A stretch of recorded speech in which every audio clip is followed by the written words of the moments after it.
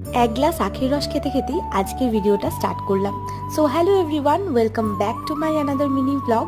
সকাল সকাল এক গ্লাস আখের রস খেয়ে চলে গেলাম ডিরেক্ট কিচেনে। তো আজকে বাবা বাজার থেকে এনেছিল কাতলা মাছ, তো সেটাকেই এখন রান্না করব। তাই জন্য প্রথমেই মাছটার মধ্যে নুন আর হলুদ মাখিয়ে রাখলাম, আর তারপরে মাছটা ভাজতে বসিয়ে দিয়ে বাবির জন্য ফ্রুট জুস করে নিলাম। ওই মৌসাম্বি লেবুর জুসটাই ওকে মেনলি দিই। আজকে না ও লেবুর জুসটা একদম খেতে চাইছিল না, তো আমি যখন মুখে দিয়ে একটু টেস্ট করলাম তখন দেখলাম লেবুটা বেশ টক ছিল, সেই জন্যই খেতে চাইছিল না হয়তো। আমরা প্রত্যেকেই জানি ফ্রেশ ফ্রুট জুস বেবিদের জন্য কতটা ইম্পর্টেন্ট। তো বাবি রিসেন্টলি না ফ্রুট জুস একদম খেতে চাইছে না।